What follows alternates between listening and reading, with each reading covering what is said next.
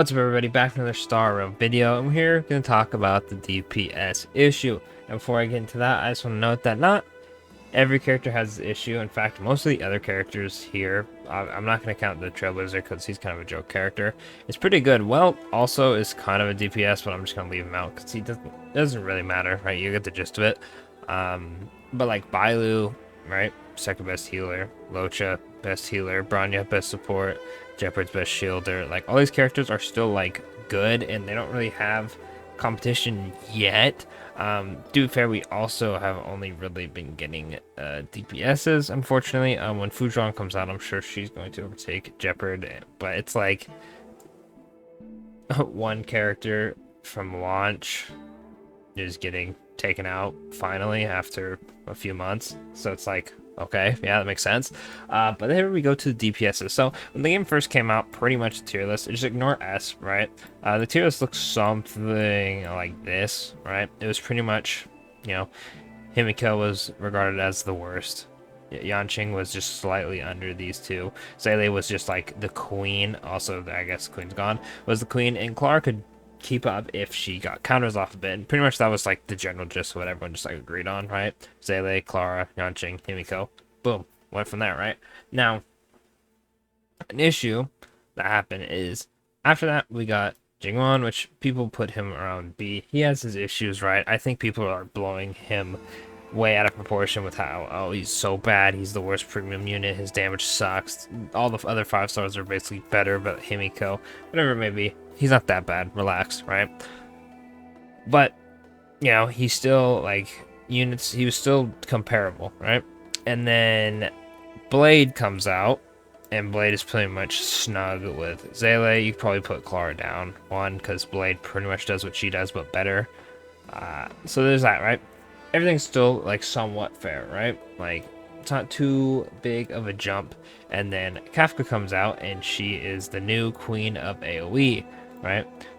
Snug here, right? Jingyan is like, if you had him in A still, he's dethroned, he's in B, right? I've seen some people do this, by the way, which is crazy. Like, relax. He gets shoved down, right? Which I guess fair, right? Kafka just also happened to be AoE based and lightning, and she doesn't have the same issues that Jingyan has. Then comes Dan Heng, who is the best DPS in the game and does AoE. Now the main issue is why Yanqing has this issue, which low-key I'd be fine putting him in C just because of this, is he has good damage, at least, mine hits pretty decently hard, but it's only single target. And so many enemies like respawn. Something like the deer boss, he spawns in enemies.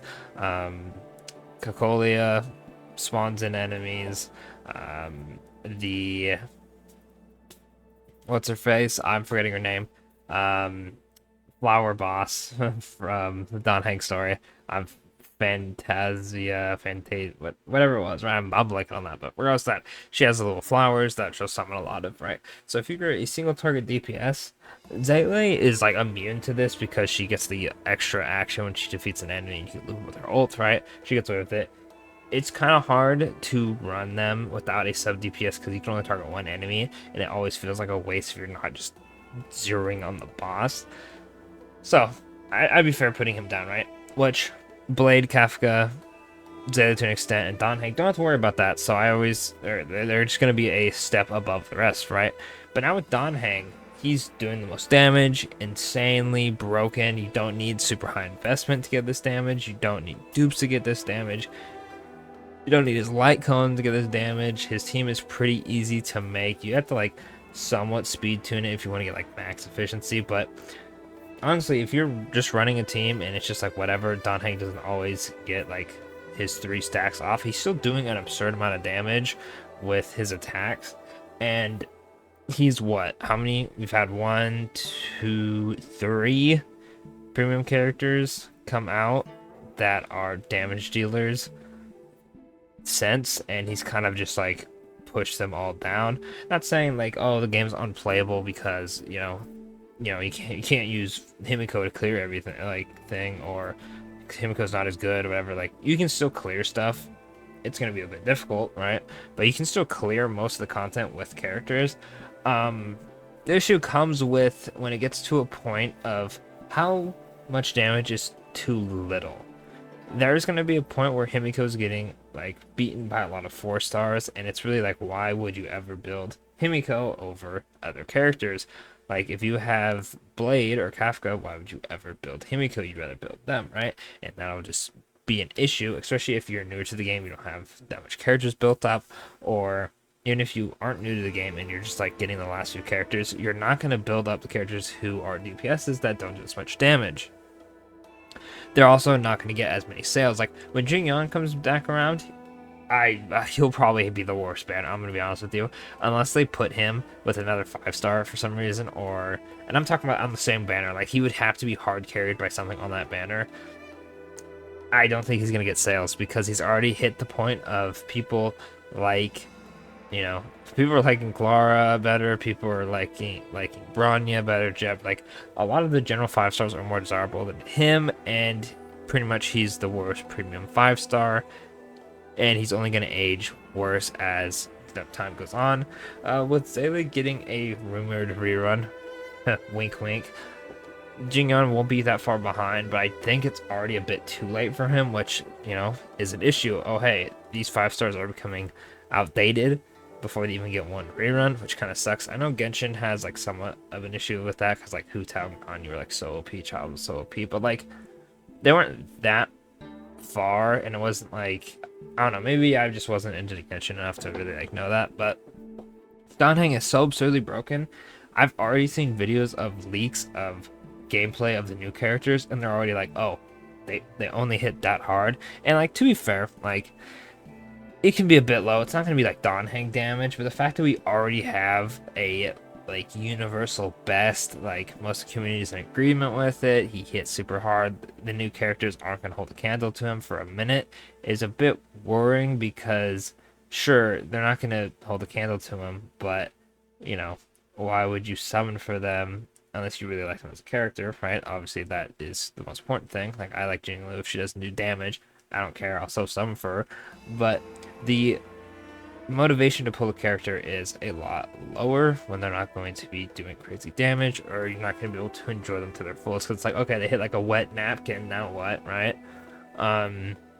Hopefully a character like Danheng doesn't come out for a while. I really liked how when like before they came out, it was kind of like this, right? Or I guess more like this, right? Which is fair, right? Himiko, it just unfortunately is not that good. But Yanqing and Jingyun weren't bad. These characters were just slightly better. That's why they were in a tier higher. And then now that the game has progressed more, we've gotten to the point of like, you know, oh, Clara's cool, but Blade exists, right? Jingyun's cool, but Kafka exists, right? Before, like, Yanqing and Zayla, like, sure, they could be compared, but I feel like they were a bit different, and it was, like, not as egregious. Like, oh, Zayla, Yanqing is just fine. But people are not into that really anymore. Like, I don't know if it's, like, a copium thing they didn't get Zayla. I mean, I was one of them. But people are like, oh, why would I ever summon for Yan? I need to stop doing that. Why would I summon for Jing Yuan? Because he's a premium character over like Kafka. She's just better, right? The standard characters to get it some slack because you just probably acquire them throughout the game anyway.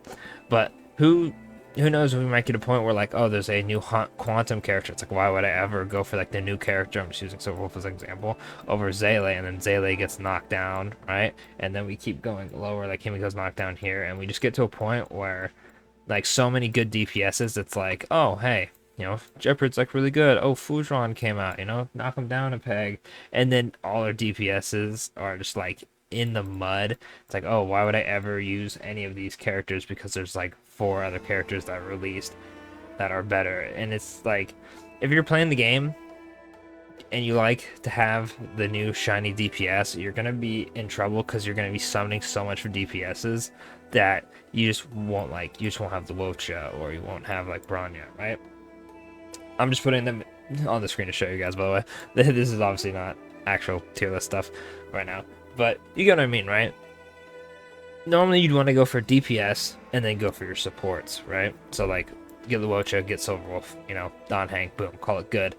But it's a bit rough when you're like, okay, I'm saving for Silverwolf, and then, oh, hey, by the time Silverwolf comes back, you know, Donhang is B tier, and like the new funny unit, which is her example, is like 3 times better than him, or this character's also better than him, this character's also better than him, this character's also better than him, this character's also better than him. Then you have an incentive to be like, okay, maybe I don't use Donhang, maybe I use another one, which isn't the greatest. I understand it's a gotcha game, and they're going to want you to summon, but it is a tad concerning. Let me know in the comments what you think. I think I'm done rambling on about this. You pretty much get the gist of it. Let me know in the comments what you think. If you think Donhang was a mistake, if you think Donhang is just fine. Personally, my opinion, right? I think Blade and Kafka were just fine how they were. Donhang is a little bit too power creepy in my opinion. We'll have to see, you know, maybe the leaks didn't get their damage right. I think the worst case scenario is if Jinglu and Topaz are just better than Donhang, and then the next DPSs that come out after them are just better than them, because then we're on this streak of how many times can we make the next character like the next broken thing before, you know, almost all the characters are irrelevant at this point. It's like, okay, they're just 4 stars at this point. Because that's not great. I want all the characters to be like somewhat equal and can clear content for like a good, you know, while, especially because of how long they are. But like I said, let me know in the comments what you think. And of course, don't forget to like and subscribe for more Star Wars content. And I'll catch y'all in the next one. Thanks for watching.